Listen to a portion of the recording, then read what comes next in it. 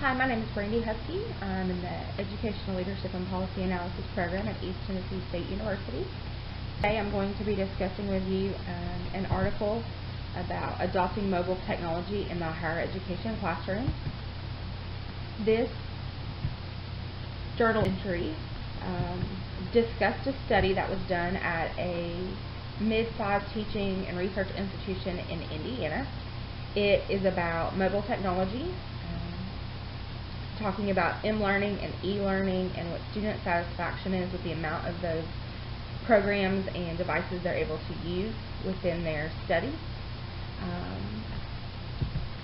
There were 20,503 students at this particular school where this study took place. They emailed all of them and only got responses from 148 students. The purpose of the study was to ascertain characteristics of use and adoption of both smartphone and mobile technology. The data was then compared to a previous study that was done in the United Kingdom in 2006.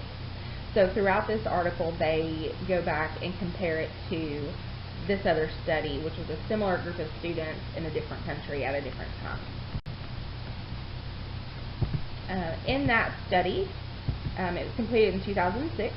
The research in the article used the same research questions that they used in the original study. The scope and the method of the research was the same, and the mobile technology and its usage was the focus of both studies. Both studies aimed to examine how learners utilize e-learning and mobile learning technology. How do e-learning and m-learning fit into the learning experience? Before we go any further, I feel it's important to discuss the differences in m-learning and e-learning. A lot of times those terms are used interchangeably, but they are different. M-learning relates to mobile learning, so on-the-go mobility, learning anywhere at any time on any device. According to the article, m-learning is any type of learning that takes place in learning environments and spaces that take account of the mobility of technology, mobility of the learner, and the mobility of the learning. Whereas e-learning is using of technology but not being tied, but you are tied to a location or an actual class. So our program is an e-learning type program. We do get to use mobile technology to complete our assignments and to meet with our classmates, but those are kind of the difference. M-learning can engage students in active learning that can lead to the development of critical thinking and problem-solving skills. It also allows students to do hands-on learning and combine it with traditional coursework material.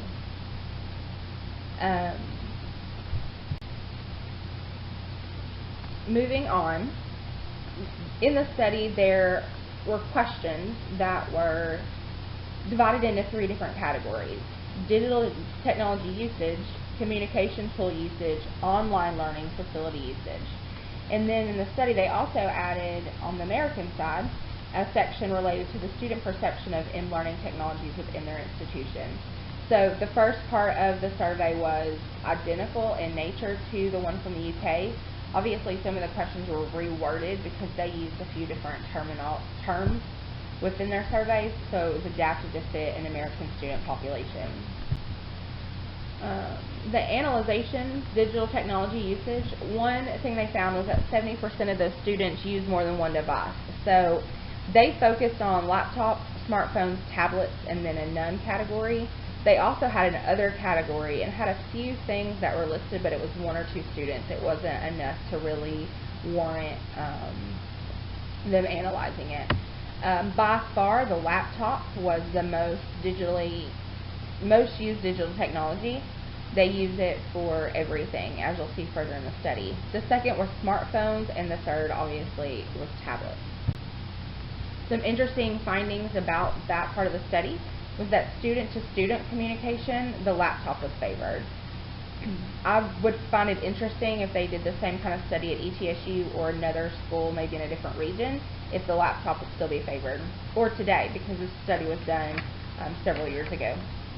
The friend and family communication did prefer mobile technology in the mobile phones. The results were similar to the previous UK study. As far as communication tools utilization, student-to-student communication preferred email and then texting. Student-to-teacher communication preferred email and then phone calls, and then personal communications preferred texting, calls, and then email last. They did find in the study that the emailing was found to promote group collaboration. So when they were doing group projects or working within a group, email seemed to be the best way to do that. I could see how that would be easier, because as we go through this program and as we're working on our group projects, email is definitely the way we're communicating. This was also similar to the findings in the UK, except that email was number 1 in all 3 categories. In the online learning facilities, the discussion board was the most utilized online learning facility. Students tend to use it for exam review and reading of course material, finding deadlines, finding their syllabus. I can remember several years back in my undergrad, you printed everything out and you kept everything on paper. And now everything is on the discussion board, or everything is on a website somewhere, and there's a lot less paper usage. Search engines came in second. This is another point where I would venture to guess that times have changed a little bit, and the region also, but I would imagine that Google and or other search engines would probably be higher on the list. This one did differ from the UK study in that discussion board was the most used on everything. They didn't even, search engines weren't even on the top of the list. Student perceptions of M-learning at their institution. Most students signified that e-learning or M-learning are important aspects of their coursework. They're important elements to making the courses more enjoyable. There was a neutrality in opinions regarding the university using M technology, and they agreed that computers and technology are accessible at their university or institution. Schools are moving to a lot more online options. They are moving to a more mobile environment. I think about the ETSU app and how everything is at the student's fingertips on a cell phone or a tablet. The website, obviously, everything's accessible via website, so schools are realizing they have to meet students where they are, and a lot of times they're not sitting in a traditional classroom.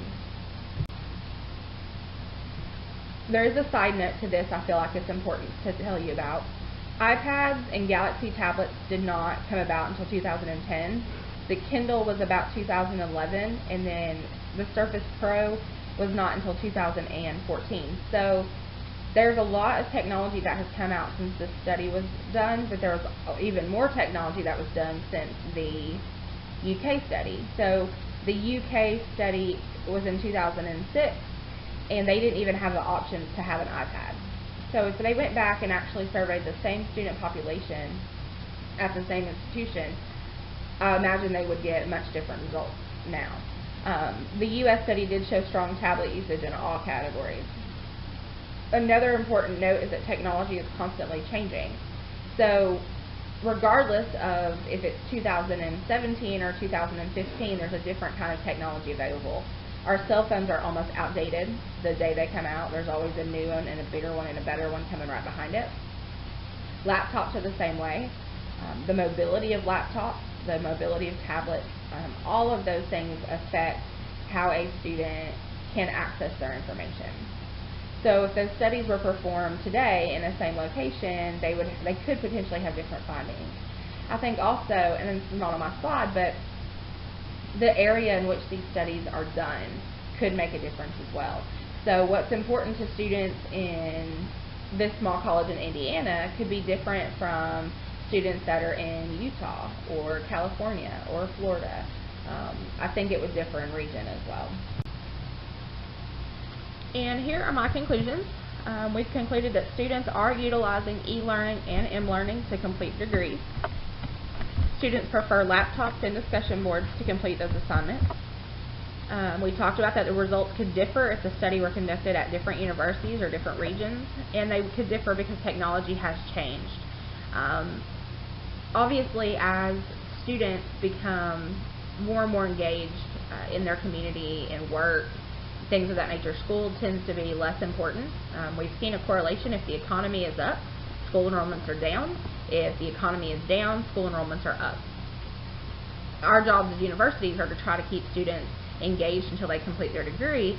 So in order to do that, we've got to offer these programs and formats that allow them to still work, still take care of their families, and still work towards completing their degree. Utilizing mobile technology and utilizing e-learning is the only way we're going to be able to do that moving forward. I thank you for your time today.